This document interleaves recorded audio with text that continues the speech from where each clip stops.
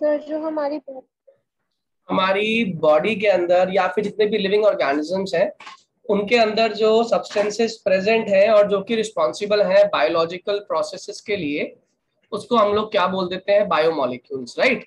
Biomolecules के अंदर हम different type of enzyme study करते हैं, शुगर स्टडी करते हैं, कार्बोहाइड्रेट्स, प्रोटीन्स, इनके बारे में स्टडी करते हैं। ठीक है, तो ये ब्रांच जो बायोमोलिक्यूल्स के बारे में हमें आइडिया देती है, इसको हम लोग क्या नाम दे देते हैं? बायोकेमिस्ट्री। जिसको आगे हम फर्दर बहुत सारी और ब्रांचेस में इसको स्टडी कर लेते हैं, चाहे वो माइक्रोबायोलॉजी है, चाहे केमिस्ट्री है, डेवलपमेंटल बायोलॉजी है, बहुत अलग अलग इसकी कैटेगरीज है। अब हमें जो मेनली इस चैप्टर के अंदर पढ़ना है वो पढ़ना है कि बायोमोलिक्यूल्स को हम क्लासिफाई कैसे करते हैं। सबसे पहले तो हम बायोमोलिक्यूल्स की जब बात कर रहे हैं तो बायोमोलिक्यूल्स में क्लासिफिकेशन के दौरान आपको ये पता होना चाहिए कि हमारी बॉडी के अंदर जितनी भी प्रोसेसेस हो रही है, चाहे वो प्रोटीन फॉर्मेशन है, चाहे डीएनए है, आरएनए है, इन सब की अपनी अपनी एक बायोकेमिकल प्रोसेस होती है और इन सब के अंदर काम करने वाले एक स्पेसिफिक सीक्वेंस ऑफ एंजाइम्स होती हैं जो कि रिस्पॉन्सिबल है एक पर्टिकुलर पार्ट के एक पर्टिकुलर प्रोसेस को करने के लिए। ओके, तो सबसे पहले जो हमने स्टडी करना है, जिस कैटेगरी को स्टडी करना है, that category is known as carbohydrates. क्या बोलते हैं इसको? This category is known as carbohydrates. क्या होता है कार्बोहाइड्रेट्स? पहले तो ये बताओ, कार्बोहाइड्रेट्स होता क्या है, जल्दी बताओ। कार्बोहाइड्रेट्स एक ऐसा समझ लो फॉर्मूला है, एक ऐसा टाइप ऑफ बायोमोलिक्यूल के अंदर कैटेगरी में स्टडी करते हैं जो हमारी डाइट का एक बहुत इंपॉर्टेंट पार्ट है। और कार्बोहाइड्रेट के अंदर हम स्टडी क्या करते हैं? जनरली कार्बोहाइड्रेट का जनरल फॉर्मूला पहले आपको आना चाहिए। इसका जनरल फॉर्मूला होता है CxH2O होल Y। हालांकि ये जनरल फॉर्मूला नहीं है, ये एक खाली उसका कन्वेंशनल नोटेशन है जिससे हम आसानी से ये पता कर लेते हैं कि कौन सा कार्बोहाइड्रेट है और इस कार्बोहाइड्रेट में कितने कार्बन हैं या कितने नहीं। जैसे एग्जाम्पल के तौर पे सबसे छोटा जो कार्बोहाइड्रेट यूनिट को रिप्रेजेंट कर रहा है वो है आपका ग्लूकोज। ग्लूकोज के अंदर 6 नंबर ऑफ कार्बन एटम्स होते हैं और इसका जनरल फॉर्मूला जो होता है वो होता है C6H12O6। यानी कि अगर हम फॉर्मूला जो मैंने लिखा कार्बोहाइड्रेट का general formula, that was CxH2O का होल Y। अब इसमें अगर मैं x और y की वैल्यू 6 पुट करता हूं तो बताओ आंसर क्या आने वाला है? C कितना हो गया? 6। H2O का भी कितना कर दिया आपने? 6। तो क्या बना? C6H12O6। और C6H12O6 किसका फॉर्मूला होता है? ग्लूकोज का फॉर्मूला होता है। यानी कि जो सबसे छोटा हमारा कार्बोहाइड्रेट है वो ग्लूकोज है। तो अगर कोई आपसे पूछे कि कार्बोहाइड्रेट क्या है तो जिसको स्पेसिफिक अगर स्पेसिफाई करना हो तो क्या लिखोगे? कार्बोहाइड्रेट बेसिकली वो कंपाउंड्स हैं जिसमें स्पेसिफाइड ग्रुप्स होते हैं। और वो कौन कौन से स्पेसिफाइड ग्रुप्स हैं? एक होता है हाइड्रोक्सी ग्रुप यानी कि OH ग्रुप। इसमें बहुत सारे, एक तो OH ग्रुप होते हैं, इसका मतलब क्या बोलते हैं इसको? पॉलीहाइड्रोक्सी। ठीक है, और हाइड्रोक्सी के साथ साथ इसमें एक स्पेसिफाइड और ग्रुप है जिसको बोलते हैं एल्डिहाइड। मैं दिखाता हूं आप लोगों को, जैसे ये यहाँ पे आपको दिखाई दे रहा है। इस कार्बोहाइड्रेट में बहुत सारे OH और OH के साथ साथ आपको दिखाई दे रहा है इसमें CHO ग्रुप। ठीक है, so OH is there as well as साथ साथ में CHO भी है, टॉप पे आपको दिखाई दे रहा है ग्रीन कलर का, दैट इज एल्डिहाइड ग्रुप। तो इसीलिए हम कार्बोहाइड्रेट्स को पॉलीहाइड्रोक्सी एल्डिहाइड के नाम से भी जानते हैं और हम इन्हीं कार्बोहाइड्रेट्स को एक और नाम से भी जानते हैं, पॉलीहाइड्रोक्सी कीटोन। क्या बोला हमने, क्या नाम दिया इसको? पॉलीहाइड्रोक्सी एल्डिहाइड और पॉलीहाइड्रोक्सी कीटोन। ये इनको दो स्पेसिफाइड नेम से हम जानते हैं और इससे हमारी क्लियरिटी हो गई। जब पॉलीहाइड्रोक्सी बोल रहे हैं तो इसका मतलब कितने OH हो गए? बहुत सारे OH हो गए। एल्डिहाइड बोल रहे हैं तो यानी कि CHO ग्रुप है। और अगर कीटोन कह रहे हैं तो उसमें C double bond O group मौजूद है। क्या मेरी बात समझ आ रही है? हाँ या ना? जल्दी बोलिए हाँ या ना। ये क्लियर हुआ बच्चों? ओके, अब आगे सुनिए।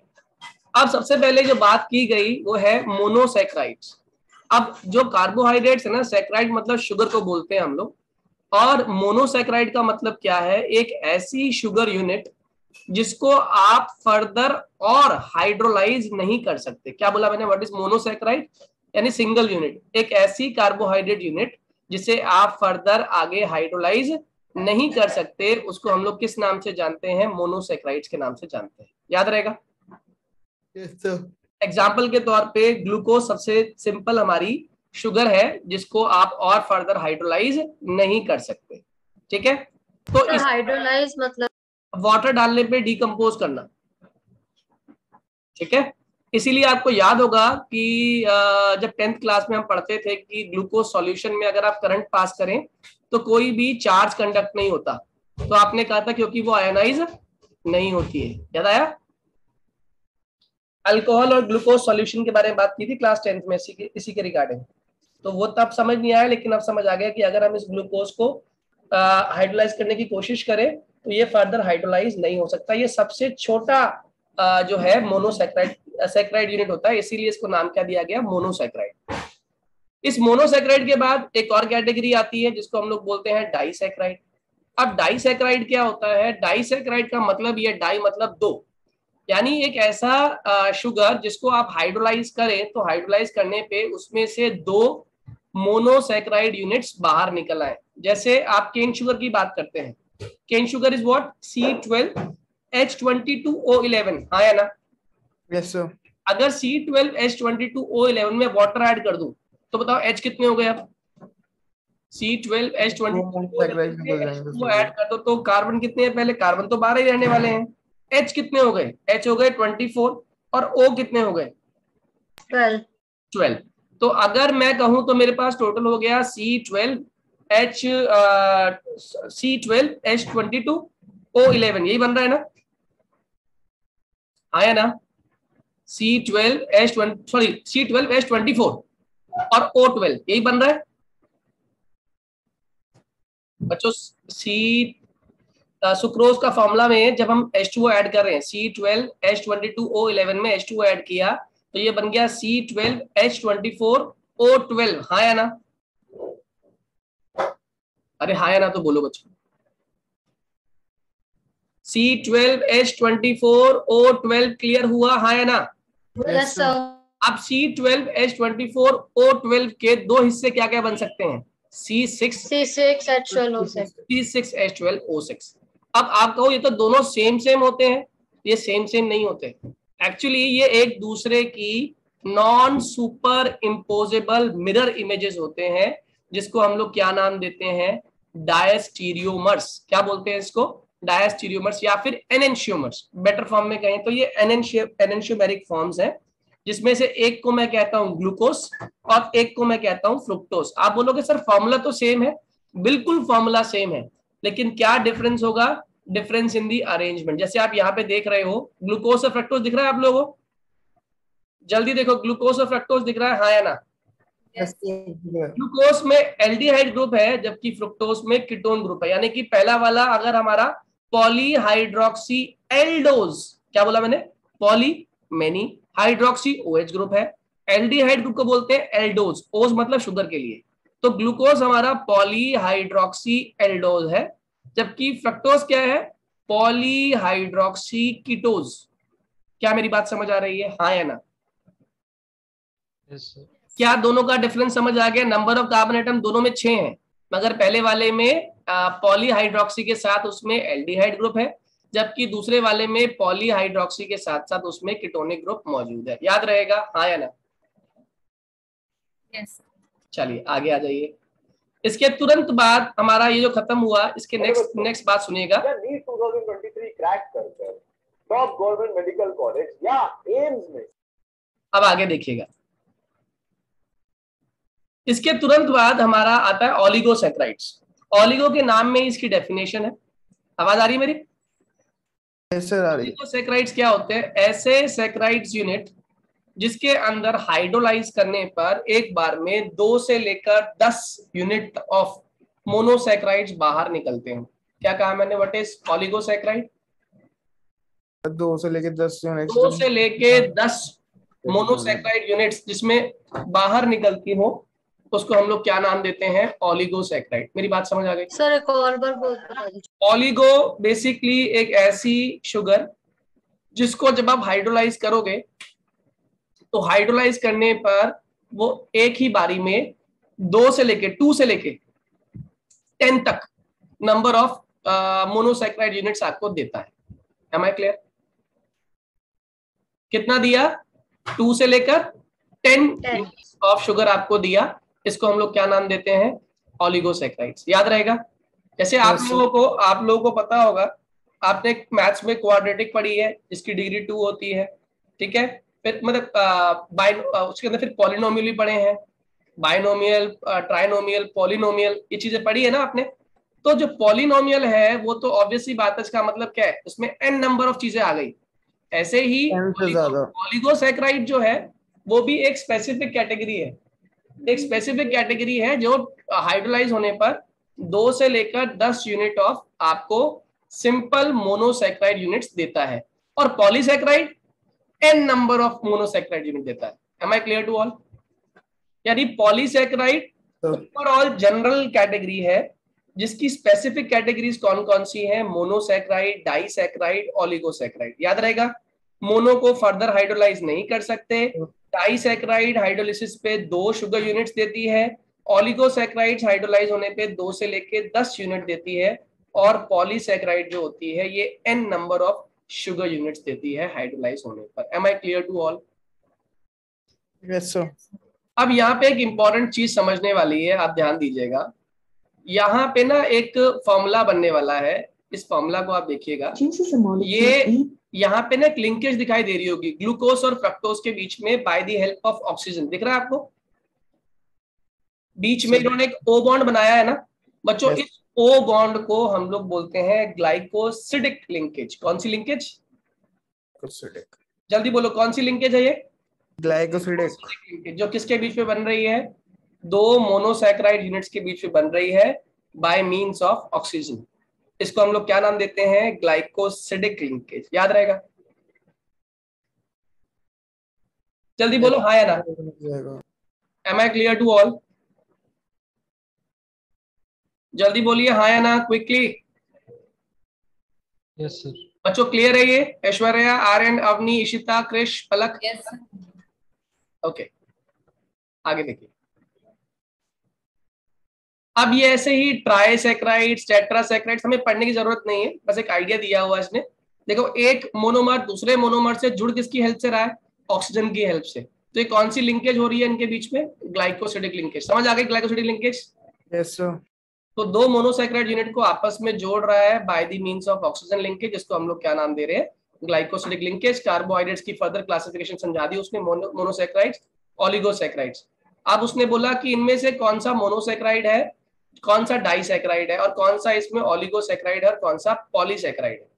अब देखो, ये वाला जो पहला इन्होंने ड्रॉ किया बी पार्ट, ये दिख रहा है, ये और फर्दर नहीं टूटेगा। टूटेगा क्या? No sir.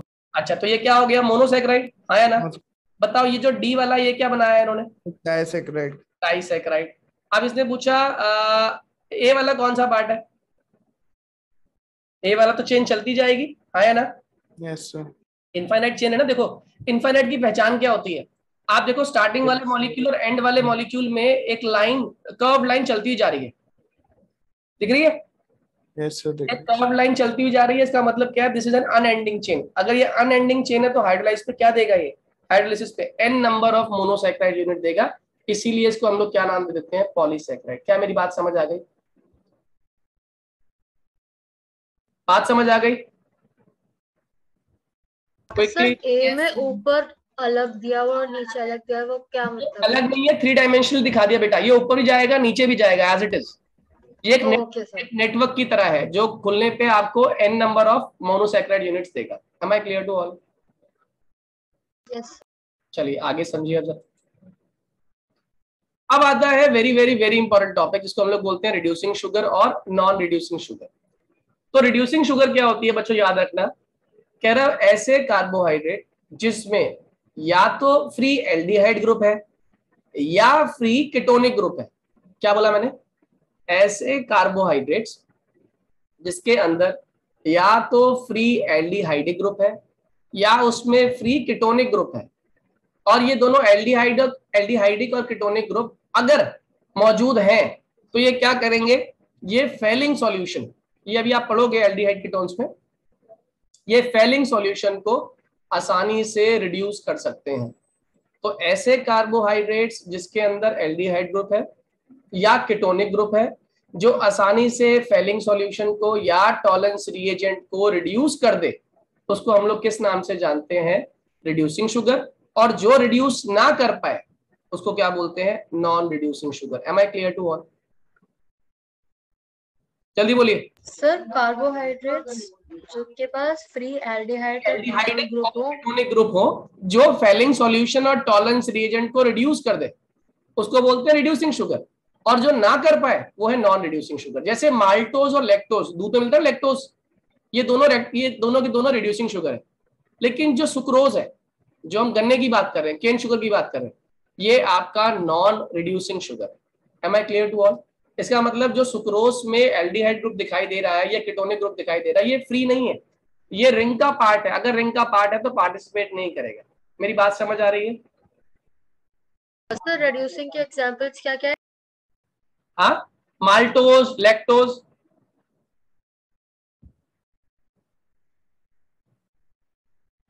क्लियर है? हाँ या ना बेटा?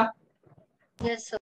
अब इसके बाद है कि क्या क्या प्रिपरेशन होती है, कैसे कैसे बनते हैं ये सारे शुगर्स। ठीक है, ये देखो एल्डोज की बात कर रहा है, एक बार रीड कर लो।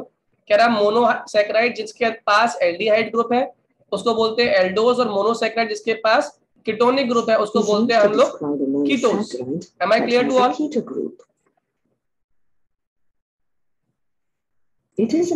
अब देखो, अब यहाँ पे बात कर रहा है ये कि जैसे ट्रायोज है, टेट्रोज है, ये सारे के सारे टाइप का एग्जांपल दे रहे हैं।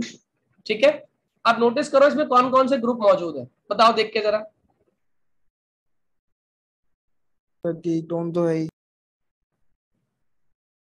दिख रहा है ना कीटोन? तो क्या नाम हो गया इसका ऑटोमेटिकली, पहले कार्बन चेन गिनो, सच है।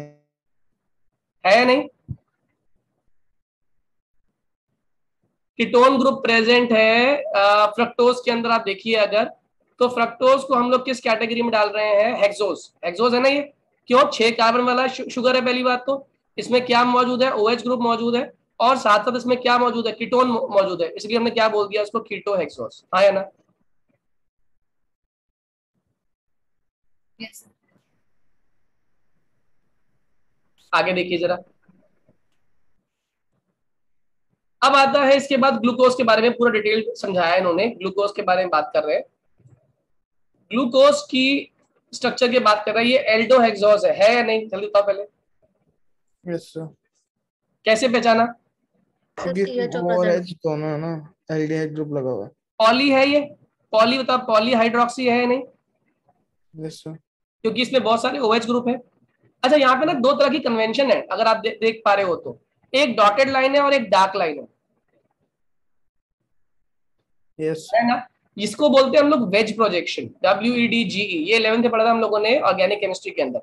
तो जो तो डार्क वेज है वो तो होता है आउटसाइड द प्लेन, और जो डॉटेड वेज है वो क्या होता है, बिहाइंड द प्लेन। याद रहेगा? Yes. ठीक है, तो दिखने में तो ये एक ही लाइन के ऊपर है, लेकिन ये एक लाइन पे नहीं है, एक आउट ऑफ द प्लेन है और एक बिहाइंड द प्लेन है।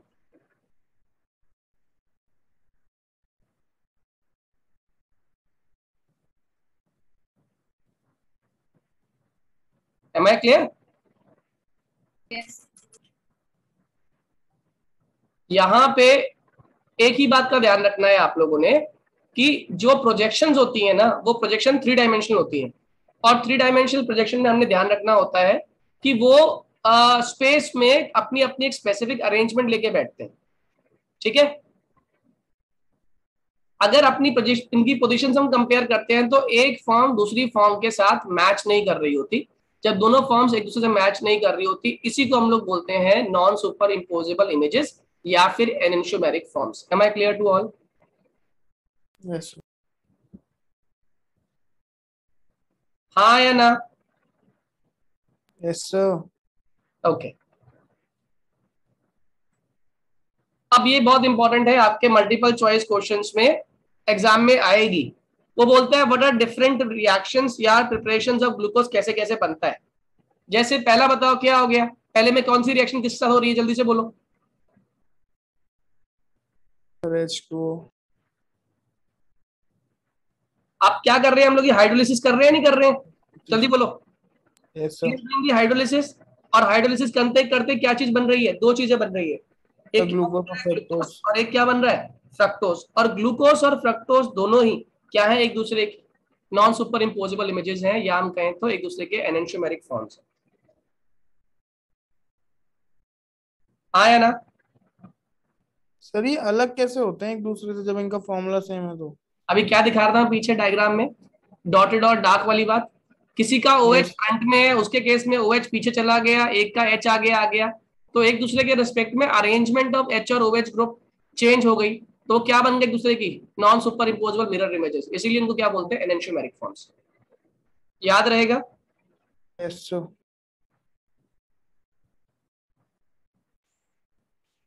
अब इसने बोला अगर स्टार्च हो हमारे पास, स्टार्च में अगर पानी डाल दो तब भी क्या बन जाता है, व्हाट इज स्टार्च, C6H10O5, उसका जनरल फॉर्मूला ले लिया N, और उसमें हमने N मॉलिक्यूल्स किसके डाल दिए, पानी के डाल दिए, तो क्या फॉर्म कर लेता है, ग्लूकोज फॉर्म कर लेता है।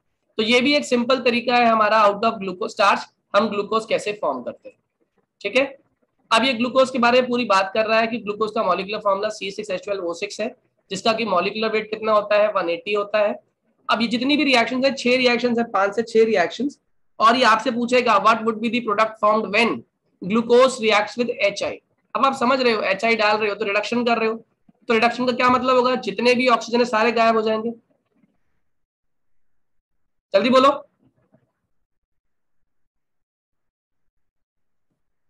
जल्दी बोलिए। अगर आप HI डाल रहे हैं, रिडक्शन कर रहे हैं, तो जितने भी ऑक्सीजन है सारे के सारे रिड्यूस हो जाएंगे, और Yes, sir. क्या जाएगा हमारे पास, हाइड्रोजन ही हाइड्रोजन रह जाएंगे, यानी कि ये जो कंपाउंड है it will be converted into a corresponding alkane, और 6 कार्बन वाला एल्केन क्या कहलाता है हमारा, हेक्सेन। हेक्सेन कहलाता है।